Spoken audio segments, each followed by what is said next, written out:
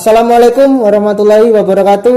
Kembali lagi di channel YouTube saya, teman-teman, Yusnizar Christian Putra. Pada video kali ini mungkin kita agak berbeda ya. Jadi di sini saya ingin mengkampanyekan mengenai masalah protokol kesehatan tentang pencegahan virus corona. Yaitu pada video kali ini saya menggunakan masker bersama teman saya yang akan saya wawancarai, teman-teman. Nah, dan di sini kita coba untuk memberikan pelajaran buat teman-teman mengenai masalah physical distancing. Sebetulnya mungkin kalau menurut peraturan pemerintah itu jarak amannya adalah 1 sampai 2 meter ya per orang. Cuman karena mungkin kita di sini untuk pembuatan video, jadi ya mungkin segini cukup ya bro ya, kira-kira bro ya? Iya. Cukup ya. Oke. Jadi buat teman-teman, mungkin teman-teman penasaran kan mengenai apa sih judul video kali ini? Kok judulnya mengenai masalah bekerja di lokasi Amerika Latin.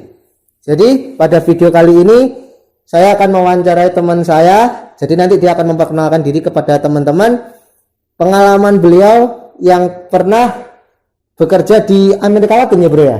Iya, tepatnya Chile. Nah, jadi nanti beliau akan menceritakan bagaimana pengalaman beliau ketika berada di Chile, dan juga nanti saya akan berikan beberapa video ketika beliau berada di Chile. Oke bro, langsung aja bro. Mungkin bisa kenalan dulu di sini. Oke, sebelumnya saya memperkenalkan nama dulu. Nama saya Muslimin. Saya orang Sulawesi ya, orang Makassar. Sulawesi Makassar ya bro ya? Iya, ibu saya orang Bugis, bapak saya orang Makassar. Oh berarti Bugis Makassar. Ya. Oke. Jadi sekarang di mana untuk kerjanya bro?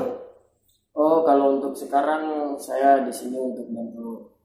Ada informasi dari saudara saya untuk kerja di sini, jadi saya datang ke sini untuk bekerja. Untuk bekerja. Oke bro. Jadi di sini mungkin saya ingin bertanya-tanya sedikit nih, karena bisa ya. Nah. Jadi saya kan pernah ngelihat video kamu nih ya kan, katanya kamu pernah di mana? Di Chile ya bro ya? Iya.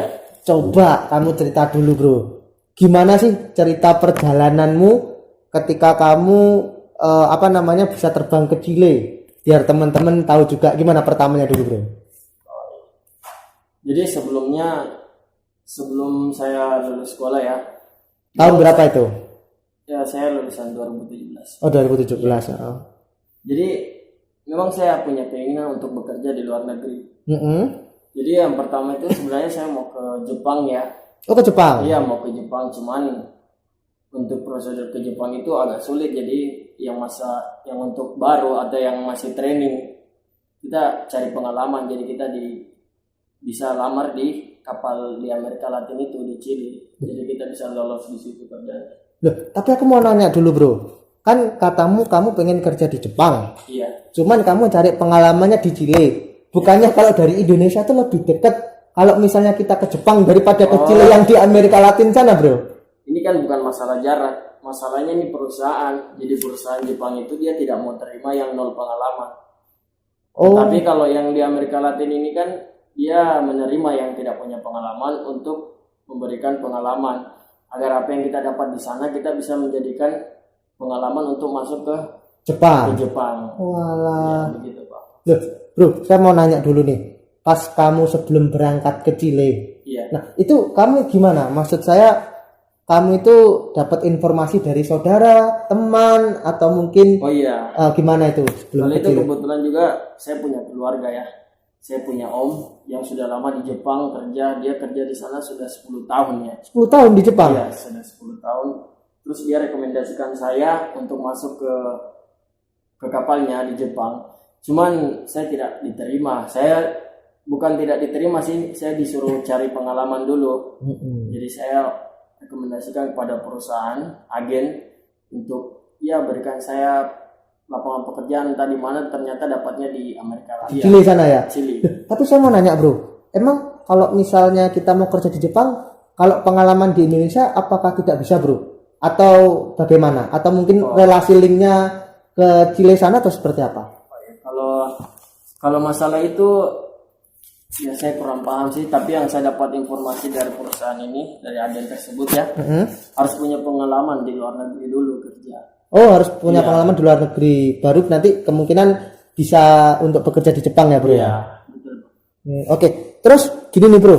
Pas kamu mengajukan persyaratan untuk ke Jepang, itu kamu nyiapin apa aja, Bro? Biar mungkin siapa tahu bisa jadi buat teman-teman yang mungkin teman-teman juga yang ingin mengikuti sedikit perjalanan seperti saya. Kemarin itu yang saya sediakan itu di paspor ya, pastinya paspor. Terus buku pelaut. Oh, Seaman Book ya? Iya, buku pelaut, BST, Basic Safety Training. Iya. Oh iya. Terus ada beberapa juga seperti akta kelahiran. Akte kelahiran. Ya, itu informasi umum ya? Iya.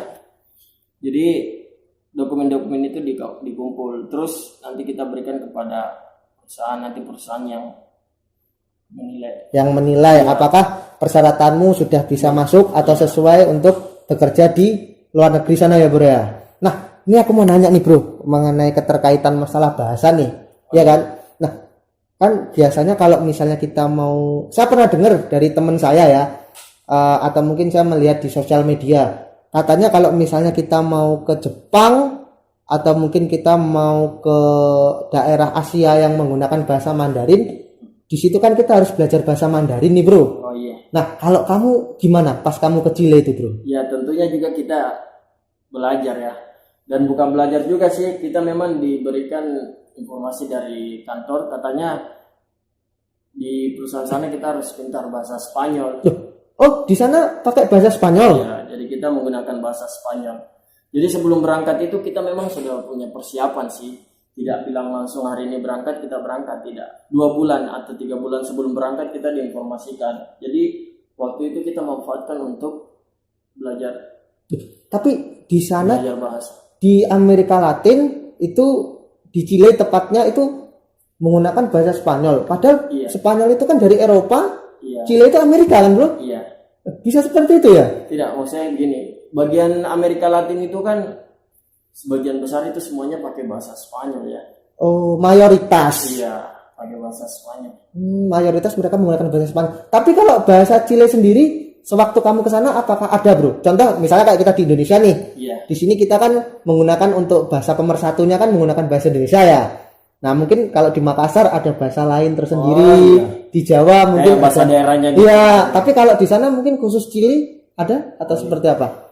Kalau itu saya juga tidak terlalu mengerti, maksudnya tidak terlalu paham karena yang saya pelajari itu memang bahasa Spanyol ya. Oh, memang bahasa Spanyol ya. Contoh ada beberapa kalimat yang memang berbeda tapi sama, maksudnya kayak maaf. Maaf itu dia ada 3. Disculpa, perdon, lo siento. Lo siento. Ya, itu bahasa Spanyol semua. Sama, maaf ini. Kita mengucapkan permintaan maaf itu ada 3 cara mengucapkannya. Jadi ada 3 bahasa, lo siento, perdon, sama disculpa. Disculpa. Itu yang kita pelajari, yang kamu pelajari gitu, Bro ya. Bro, aku mau nanya nih. Coba ada videomu biar teman-teman mungkin nanti nonton. Iya, ada teman-teman video juga yang pas waktu kamu berada di mana? Di Chile? Oh iya. Buat teman-teman, kita saksikan dulu videonya. Di sini bulan Agustus ya pas musim salju. Jadi ada beberapa video. Ya, saya punya pengalaman di sana kan. Oh, ini ya. Iya. Ini nih teman-teman. Teman-teman nanti saya akan pasang mungkin gambar ini di salah satu layar ya. Jadi teman-teman bisa lihat. Jadi ini kamu di sana, berarti di sana harus pakai ini Bro ya? Apa? Pakaian tebal kayak gini ya? Dia pakai jaket dulu soalnya di sana kan dingin sekali. Oh iya. Wis pakai headphone juga Bro ya? Apa headphone? Apa earphone? Apa ini namanya? Earphone. Iya. Oke, buat teman-teman, itu tadi video yang ditampilkan oleh teman kita, bro kita ya, yaitu Muslimin. Jadi kita tanya-tanya lagi nih, teman-teman. Bro, kan kamu di sana kerja di apa? Jadi apa? Di kapal ikan itu, Bro? Kalau di sana kita bagian, kalau saya di sana sebutnya pabrik ya, Factoria. Factorial. Ya, Factoria itu kita bagian di pabrik. Mm-mm. Kita bagian kemasan. Tapi kamu juga berada di lokasi kapalnya di tengah laut seperti itu. Iya. Oh. Jadi kapalnya itu dia sambil produksi ikan, terus nanti ikannya kita langsung olah di dalam. Olah di dalam Pabriknya. kapalnya pabrik. Iya. Oh. Jadi tepung, jadi ikan kemasan. Tapi aku mau nanya nih bro, ini kan dalam beberapa waktu belakangan ini, mungkin teman-teman yang ada di sosial media viral ya dengan yang namanya ABK kapal ikan yang di Cina Iya. itu mengalami penyiksaan hingga dia meninggal dan jenazahnya dibuang ke laut. Itu gimana bro menurut kamu bro? Apakah itu mungkin hampir sama atau berbeda tempat atau berbeda seperti apa bro menurutmu bro? Kalau menurut saya ya saya juga pernah dengar ya isu-isu seperti itu, dan itu mungkin bukan isu, itu memang Oh, itu memang real ya? memang ada ya terjadi. Tapi di tempat saya itu seperti itu kayaknya tidak ada ya, dan tidak akan terjadi. Oh gitu? Iya, karena kita di situ keselamatan itu paling utama. Berarti safety first ya? Jadi kita di situ keselamatan paling utama, saling menjaga, dan kita itu maksudnya orang-orang di sana baik gitu. Kalau untuk saya ya yang di Amerika Latin, yang di Chile lebih tepatnya ya, untuk cara bersosialisasi mereka baik. Di Chile sana? Iya, Oh. tidak ada tindak kekerasan ataupun penindasan, tidak ada sama sekali. Kalau di Chile. Iya. Nah, terus lagi nih bro, berarti menurut kamu mungkin kira-kira apa yang perlu diperbaiki menurut kamu nih? Kalau misalnya mengenai masalah ABK kapal yang di Cina itu, atau mungkin persyaratannya, atau mungkin kita harus memilih kapal apa yang harus kita tumpangi, atau seperti apa bro menurut bro? Ya kalau menurut saya ya, ini informasi untuk teman-teman juga. Jadi kalau kita melihat maksudnya yang ABK itu kan, kita pasti takut. Jadi seolah-olah kita tuh bahaya kerja di luar negeri ya seperti ini. Tapi semuanya tuh tidak seperti itu.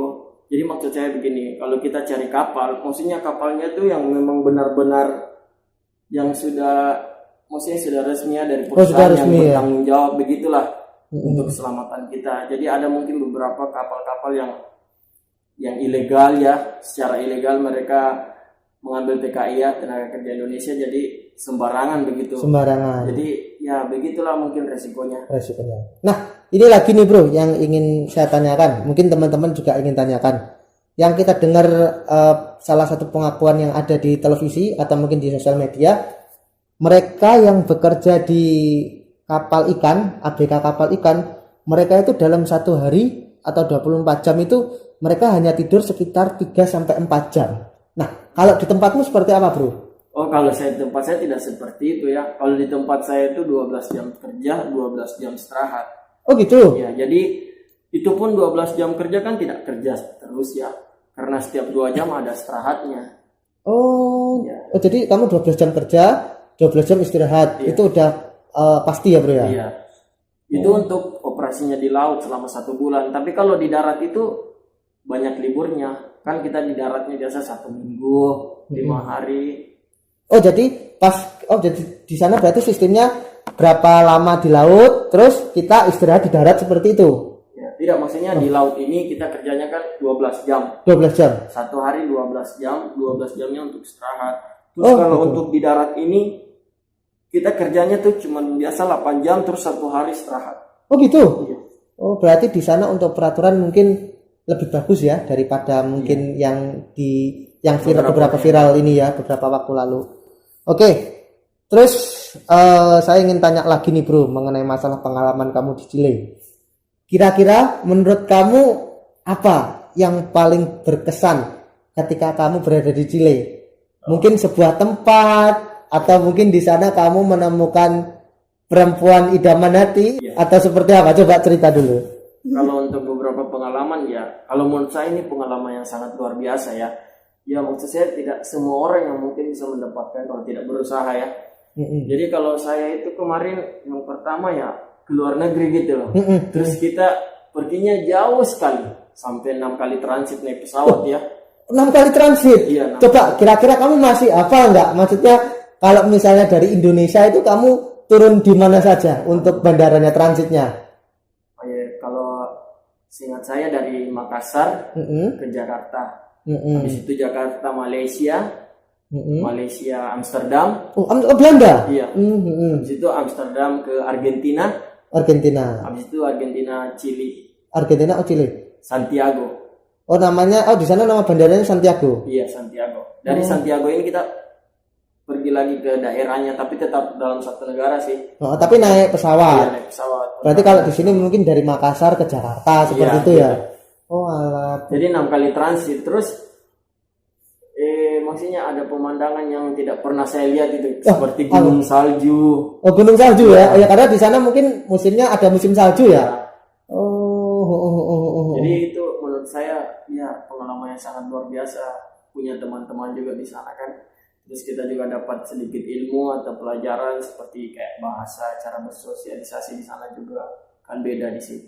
Tapi kalau di sana kita kan kata kamu kan di sana kan mayoritas Spanyol. Iya. Apakah di sana mungkin juga penggunaan bahasa Inggris atau seperti apa? Kalau untuk sepengetahuan saya selama saya di sana ya itu kayaknya bahasa Inggris itu hampir tak terdengar sama sekali. Oh, berarti hampir tak terdengar ya, hampir ya. Karena 98% mungkin bahasanya Spanyol. Bahasa Spanyol semua, baik itu dari masyarakatnya, baik itu dari ABK kapal kapten, semua pekerjanya rata-rata semua menggunakan bahasa Spanyol. Bahasa Spanyol. Jadi makanya kita kemarin khususkan untuk belajar bahasa Spanyol. Oh iya. Oke, itu mungkin salah satu pengalaman kamu. Tapi kalau ini pertanyaan yang agak sedikit keindaran nih. Di sana mengenai masalah perempuan seperti apa, Bro? Mungkin kan pasti berbeda ya secara warna kulit dan mungkin budaya. Kalau di sana seperti apa? Mungkin. Nah, mungkin teman-teman ini mungkin yang nonton juga penasaran perempuannya seperti apa sih yang di Chile sana? Di sana perempuannya memang cantik ya. Oh, cantik ya, luar biasa. Oh gitu. Maksudnya ya seperti yang kita lihat betul itu di TV itu cantik-cantik seperti itu. Cantik-cantik ya. Barat ya. Sama seperti di sana juga. Tapi kamu di sana pernah ada rasa jatuh cinta dengan salah satu perempuan yang ada di kalau jatuh cinta enggak pernah ya, tapi kalau suka pernah. Oh gitu. Iya. Cuma sekedar suka aja. Sekedar suka aja. Tapi kalau untuk jauh mengenai jatuh cinta karena mungkin kalau untuk menjalin hubungan terlalu jauh persyaratannya mungkin lebih berat lagi ya, Bro, mungkin udah. Iya. Kalau di sana kan untuk membangun rumah tangga itu kan tidak perlu nikah ya. Cuma pacaran aja. Oh gitu. Boleh punya anak. Iya. Di sana enggak, pernikahan tidak terlalu diwajibkan lah. Oh gitu. Iya. Oh, jadi, berarti beda banget kayak di budaya di Indonesia ya, Bro? Kalau di sana pacaran sudah nikah maksudnya itu. Kalau orang pacaran itu kayak sudah nikah gitu, sudah bisa punya anak, kan tidak melanggar hukum. Itu serius seperti itu serius. Di Chile. Tapi dengan catatan mereka harus tanggung jawab. Oh, tanggung jawab untuk menafkahi anak dan istrinya. Oh, gitu. Di sana ya berbeda jauh ya mungkin kalau untuk segi budayanya dengan Indonesia ya, Bro ya. Kalau tempat, Bro, tempat yang paling menurutmu berkesan di Chile di mana? Kalau tempat namanya?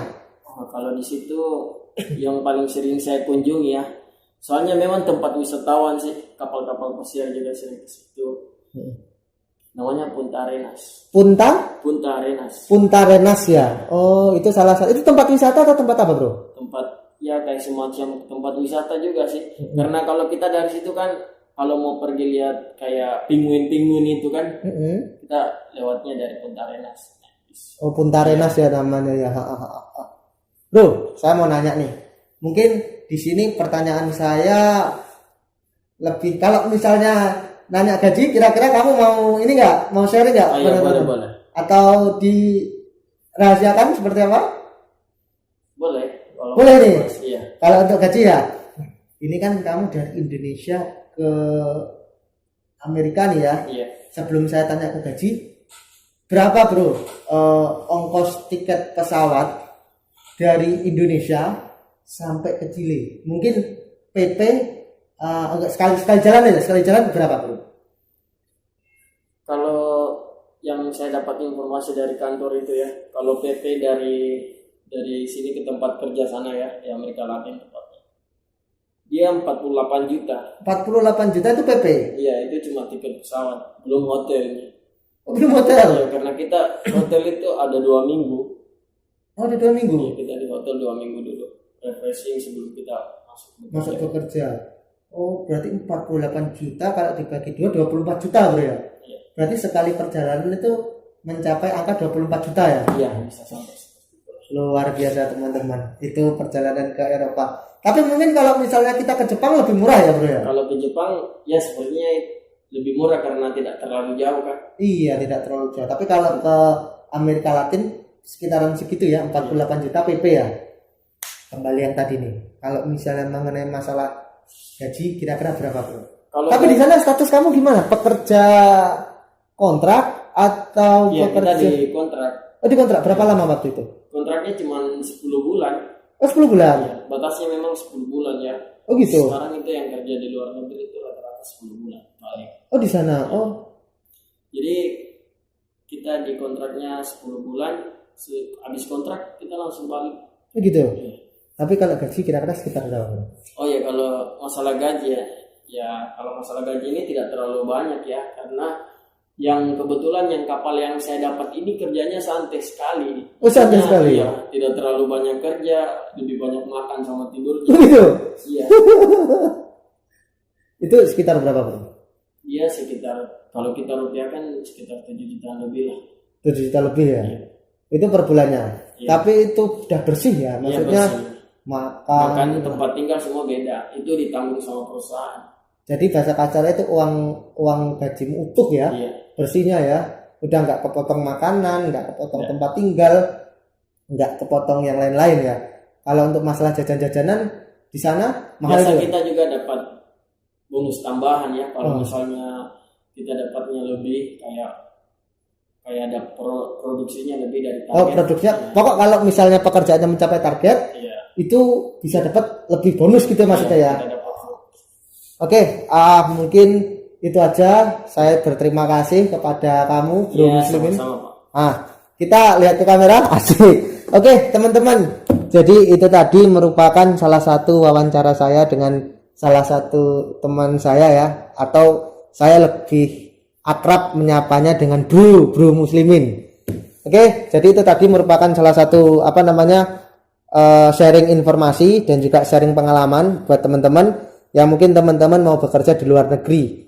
Intinya teman-teman, sebelum teman-teman mengambil keputusan, pastikan dicek benar-benar apakah keputusan yang akan teman-teman ambil itu akan berdampak positif atau mungkin akan berdampak negatif pada diri teman-teman. Oke, mungkin itu aja dari Bro Muslimin. Ada yang ingin disampaikan seperti kata penutup sebelum saya tutup untuk video kali ini? Ya, sebagai penutup, ya saya hanya memberikan informasi kepada teman-teman untuk membantu Pak Yusnizar untuk membangun channel ini. Iya. Saya rasa Pak Yusnizar menginginkan hal seperti itu. Iya sama. Ya itu salah satu kata-kata di penutup saya nanti bro. Oke, buat teman-teman tadi udah disampaikan mungkin ya.